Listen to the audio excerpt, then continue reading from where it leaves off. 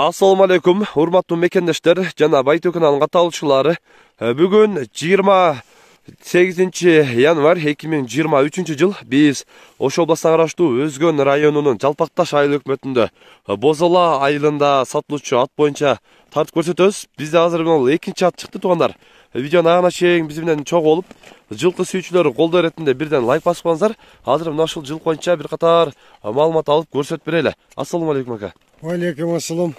Ат сатууга чыгарып атасыз. Ушул аттарды сатууга чыгарды. Мына жакшы аттар Новосибирскиден келген. Бул дагы Новосибирден келген. Новосибирден келген. Барон деген өлүп калган аттын айылынан келген. Ошол жактан келген. Азыр жаңасы. Жаңасы жашы. Жаңасы ушу. Суу элек, улака чабыл элек, улака барбан чымча. Така улака бир-эки Аралатты. Аралатты атак.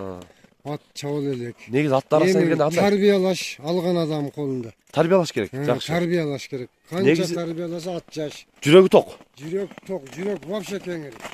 Ба аттарга келгенде кеңири мындай эме. Зат жок аркага. Жок, ушу ордунда эки айланат. Жаныбар. Мойну дагы өтө мындай жоон экен. Өзү дагы жоон келген экен, а? Азыктары кандай аба? Азыктар таза, бүт таза. Азыктары дагы жоон, көкүрөктөрү дагы кеңири экен. Артыңкы туяктарына көрсөтүп коюңуз. Көрүп, үстү бул вообще эле тегиз окшойт, а? Самолет дейт. Ортосам ушу ажырап, бөлүнүп, сонун болуп калыптыр. Жаңасы дедиңиз азыр, а? Жаңасы. Булар жем-жейлик. Жем-жейлик. Чөптө эле. Бурумдарын көрсөтүп коюң эки тарапка. Бурумдары дагы любой жака. Оңго, солго. Жаныбар. Кайтарып коесуз эми бир.